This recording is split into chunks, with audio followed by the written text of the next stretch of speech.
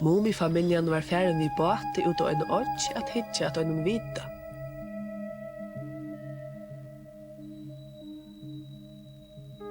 Men da de kom i åttene, så de at viten var slaktor og vita passaren horven.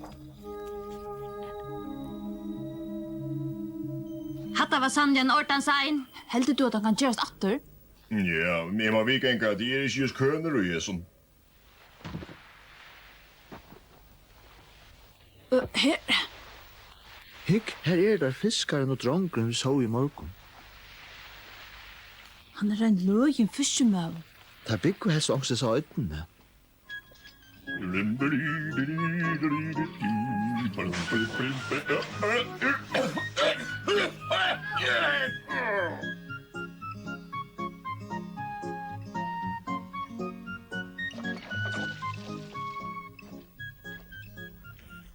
Tusen takk til Bayer, men alt er ikke rettelig klart enn, så seta bare vidt mer. Nå sast da hvordan det ser ut. Kanskje kommer det så vidt å passe undan kæve. Ups! Upp, jeg tror gos jo lenge siden det er restaurant her. Så er viten helst ikke lyst til flere måneder til langer. Hvor vet jo mamma og pappa for henne rikka? Heldig du det røyna tentra vitan atter, ha? Ja. Det er sin kjeiligt vi noe sløkt om vita.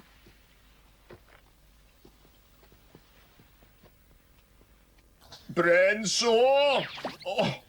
Kom nu! Boja bæra. Får en iva lysa atter. Nu det vi du vita passarer og til okkara avbyrd at han viskar. Og vidar må jo lysa til ut her der til. For at vi annars er skipen i sikla i miskro nær som helst kunne renna av land, ha?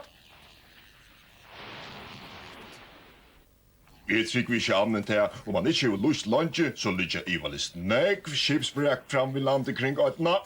Olvara, heldig du? Ja, og hugsa der nå med spøkelseskipet vi så være brek.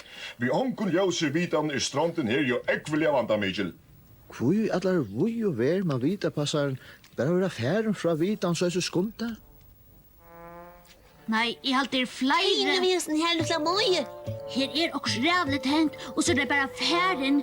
Minst til hvordan det ser ut av vi kommer. Det er lov trøtter alt med himmel gjør og sløttes atlastens. Så var det løgne stavner etter løye.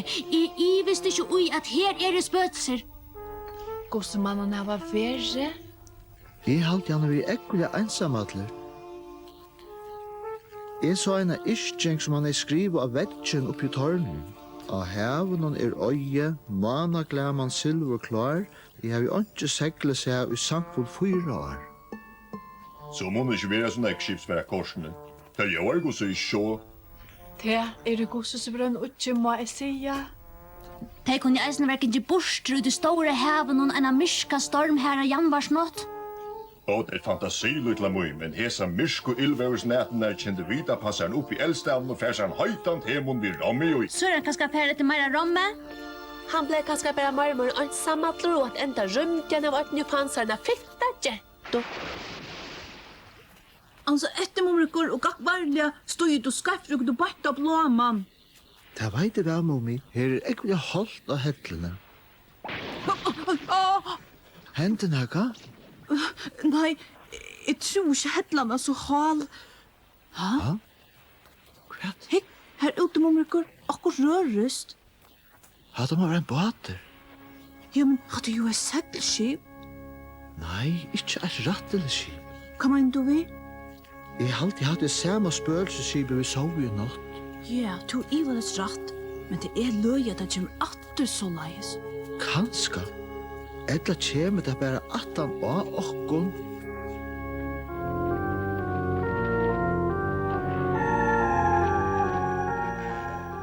Kom, lett å gå for heim, mumrikur. Etta dama meg ikke.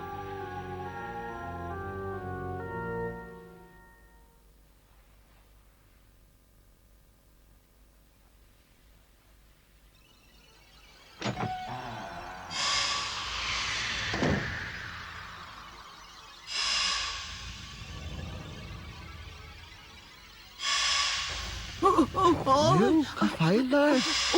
Oi, Timo, vi er drømme så deilig han drøm just nu. onker, trakk i anlitt av mer. Ai, Og ikke nå åkken gonger I svøvne, her er det två dødt som steinar. Oj, så det var anstyggeligt. Oj, nu kämda. Nu är han som gånger butchen om här. Halt opp het vi der. Du, mumrekor, kan du ikke hitte om det er av butchen om her? Her er ikke. Boja nu. Hva er det da? Jeg vet ikke rettelig. Jeg så ikke bare en føtter. En av føtter? Ja, tverføtter. Ja, men så er det jo etter... Spøkelse. Vær borste, hjelp, mamma, vær borste. Kom du med du bytta spøkelse, så skal du nok vise det gamle. Ja. Nu er det andligt mamma. Gakk bort over der. Kom du bare vise foten, så skal det... Au, luttla må jeg snakke Jeg spøkelse. tar ikke unge chanser.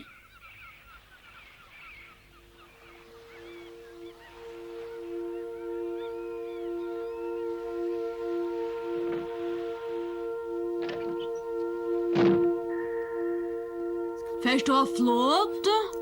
Omgang vi jo det.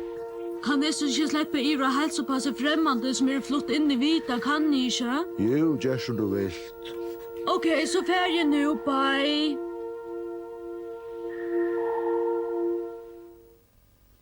Vil jeg de si at det spøker I vidt annom? Som er trost åkken, ikke? Vi så spøkelsesføtter. Jeg halte I så vi inne I natt. Atla du der ria spøkelse borster? Nettopp. Jeg finner slett ikke flott. Helt ikke. Går ikke vi her, kjære? Nei, som han er flott. Det kan jeg bare. Jeg har funnet henne til barn. Først du ha? Er det et spøkelse? Nå, så det var altså 1000 jeg og klæder I pjokken I natten, lusa kjaltje. Vi vel altså flere. Får jeg klæder til spjokker nøren? Vil du ha småting? Du skal ikke røyne lokka med til, og la meg nå sutja til henne. Jeg vet ikke hva det er. Det er rundt her så mål. Nå, for jeg atler vui var først så ikke vitt der man ha. Det vil du også ferie, men... Si det nå. Det er langt at jeg kan med vi. Nå, du er annars han nøye så lese og spørsmål seg nærkant jeg vil se. Ikke fratt at snott I hei rattstet, det kan si at der. Det var ikke vel. Hilda! Jeg skiljer ikke hvordan det skal virke. Nei.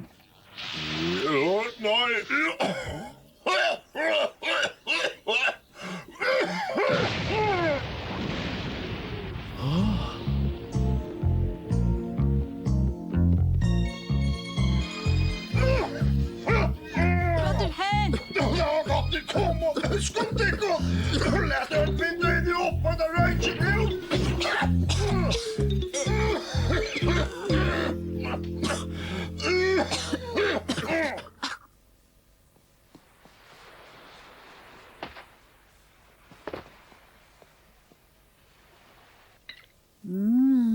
Lekkert. Det den besta suppan jeg finnes I lunsje.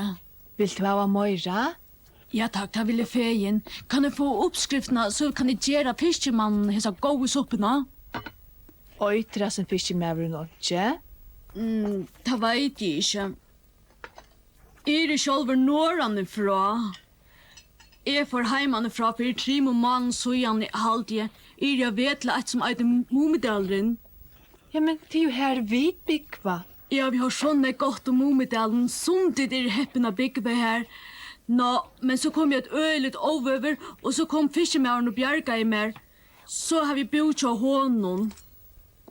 Sier fiskemæveren der aldri nek om seg sjålvan? Nei, men jeg vet at han hever et løndarmål. Hvordan varst du til? Stunden stender han og stærer at vitan og soffa tungkliga. Hvor gjør han til? Jeg vet ikke, jeg spurte han en affær, og tar rent han egen I etter meg, ta være rævlig av bensin. Og nå vil du ikke bygge til honom langer? Jo, ta ville feien, han vært bløye ved meg, og jeg gjør mat, og kan ikke til handa og hjelpe honom. Mummi mamma, kan jeg få en kaffe, mum? Jo. Hvordan gongs vil vita ljósen om? Ja, det verre enn jeg tror, men jeg må for å klare det. Hei, var ikke du I være flott I, Jar? Jo, mummi pappi, jeg heter Homse. Homse. Du ikke vindmannen vitt der. Det okkur som jeg kunne hugsa mer av spurt han om. Vet? Ja, bare okkur om vitan. Han vil ikke høre om han da vite han. Jeg regnet jeg få vita ljøs jeg virka atter, men det var ikke så illa. Det kunne bare jo, han visste jo onkur gav råd. Er det så kvist? Han må være flott. Kom vi. Hva er først du? Det er etter må finne det om omrekor. Heldur du som fiskemæren har nega samband vi til at vidameisteren kvarm om mig? Han virkar ekkert løgin. Til det for jeg kamma.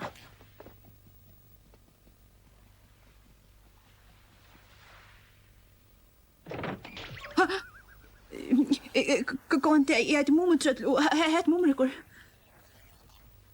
Hva er jo geng at det er sneid etter? Bors du her og øyne alt året, så har du kanskje hitt vitapassaren, eller du kjenner han? Ja, altså, det er alt. Hvordan er han i grunnen tatt en av tåsung hver han takst vid eller noe? Ja, men bare hvis du selv var. Så de kjentest vel? Veist du hver han må være ferren? Borster. Kviar og kvui foran sløkna I viten Arna for oss det, eller var det ikke for en av ferren? Jeg ætla jeg spyr om etter til områdende papen min vil rett å tentra vitan atter, men jeg halte ikke at han skilfyr som viton, men kanskje tovast for han ferren, du vet atla spyr han hvordan vi skulle få vitan tentra han atter, og om du nå har lykket borsta øyne, så kunne de hente at du visste hvordan vi skulle gjøre. Det er jeg vil nekk bedre, helt og ikke, om du har tog meg hjelp, så har jeg papen for utrolig glede over her fiskemøver. Kom, mummi. Jeg halte over høver at det som fiskemæren bare nekk over høver. Nu veit han jo gussi hva du vilt. Kom heim.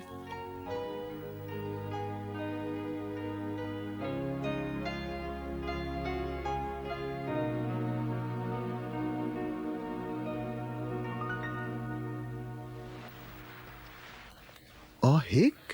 Mumipappi ferdig å bytja okkur der nirre. Lutla må jo snorsti den I eisen her. Hva må det gjøre? Hei! Kom on, mann. Nu, her kommer det endelig, ha? Hva er det som du bytja? Ei flerka. Nå? Onka det det her det skulle være, og nu er han liver. Men hva skulle de bruke han til? Her han ikke hoflå, mummi-pappa. Etter røynt å være et ekta spøkelseskip. Spøkelseskip? Han her onkrastannes. Heldur du at det var han og Jack og Kleira oppi av meg atla nått lilla møy? Orsakar, så jeg atter her. Hva er du? Du kunne kvosser vust og nøsna ut opp folkelige spøkelse. Ja, skilta. Her han. Han lukte skosser og en spøkelse. Tusen takk. Jeg hadde spøkelse så jeg latelig ut I dagsljóset. Orsakar. Jeg tror spøkelser var nekk mer riande. Ja, men jeg har mist mine kære, og det blir nesten stille for skrekja nekrat av deg, sier hun. Spøkelsen kom her til det hilti at viten luksteinen slotte. Vi ikke spøkelser halda fast ved gamle sier. Men så blir det fornærmet at opp det vi langt bo her. Nok så stortligt, ha? Men hvor ser du så syrken ut, spøkelse? Tog hine spøkelsen glemte han etter at jeg rymte vi som borta skipen om. Ja, rett ut jo. Det rundt alt sjåmål, men jeg var oppi småtten til vitapassaren. Varst du oppe til vitapassaren nå? Til kvæt? Jeg får bare glansere si hun av noen løgn. Jeg må noen fremmant for å flytte inn I vita, og det blir bedre for han hadde haft okkom bekvann. Du spøkelse, og jeg legger aldri nekka. Men hver småtten til vitapassaren nå? Sånn han til av øyne, men det var ikke den tog jeg spytla, det var ikke så flott han tømte å tåsa ved meg. Og til at heldig ikke til han tømte å være vita passar langt. Farvel, og takk for alt. Ansa vel etter der. Jeg håper du ikke finner mine der etter. Takk, det jo så fint. Næste for lov jeg får skrekja til kun ordentlig baby kjet og nødlå. Ikke for mine skyld, det klarer vi sagt oss åttan. Forskrekk du bare med! Farvel! Du kan starte røyne! Ta lov jeg, farvel. Ja, men han säger han skulle bara bruka åker som flöjt, men här som flätjen var kanske inte så allöjtande som han åtte över. Legg då ikke til at spøkelse kan ikke drukna korstene, ha?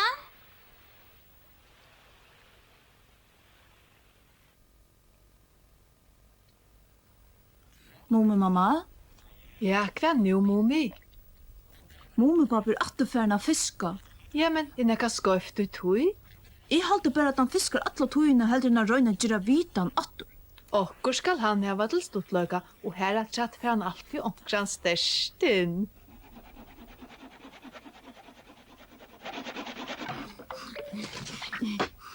Hva gjørst du, lilla mor? Eina lyfte.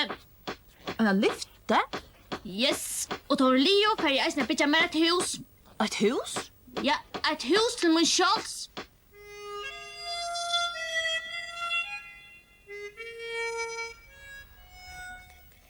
Mumipappen hei pura mist møte.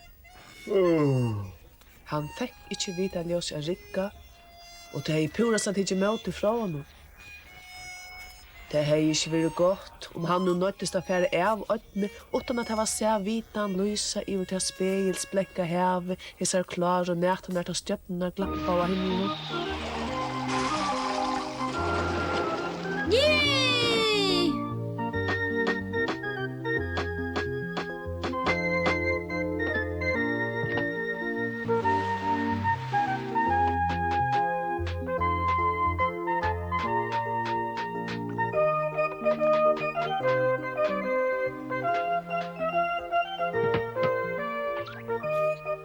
Hurra! Nu er huset liot! Fett? Gjør klart, mommi, pappa, fiskemauren er det. Säger du fiskemauren? Ja, og jeg sånn hamsen i vi og noen. Nå, er han eisne vi?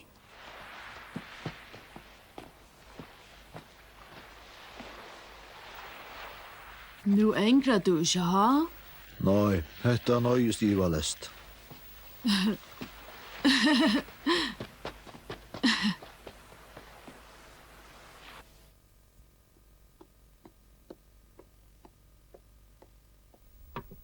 Gjør så vel. Ja, välkommen.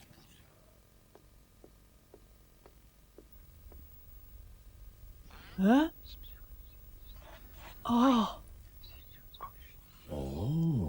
Så må jeg innskja til lukko. Hans har ju sagt okkur att fiskemauren fyller i det. Fytlige? Ja, sørst du. Kan jeg løyva mer å spyrja hvordan gammal herren er? Det veit det sannelig ikke. Vi hava du verre unga gavo. Det er nekvar siden jeg har smakket kaffe. Mummi mamma kläine. Ja, Jag fann inte össeningen nu en dagen. Vad helt du han klär mig? Tja, Fyrvärande vita passar nu i valast åttan, helt du det? nei, Jag har alltid passat där väl. Du kunde förtälla åttan. Och i första i grunden henne. Och säg mig, hur tändrar du inte vitan till att du äntligen komst efter? Säg och kunde vi har spekulerat och en i hatten. det var så einsligt. Og i meng år at enda var oppbøye. Og så fåre. Men hur komst du så efter i ötterna att jag var så ängsligt? Jeg halte jeg har bo ensam at alt og lenge. Jeg husker ikke nægre av stedene.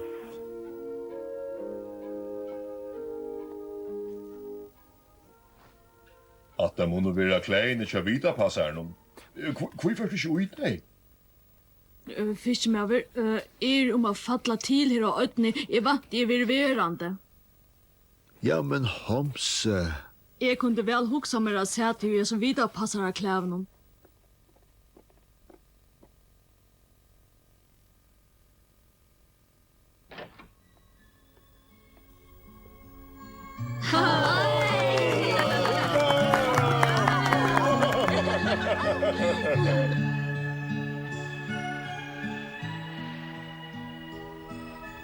Trutjar dagar søttene før Mumifamiljen av øttene. De gjør du av at sikla om nottena og glemene fra Vitanon. Mumipapen er pura gløtt til store bøtjene om havet. Nu hugsa han bara om att släppa heimator att skriva endurminningarna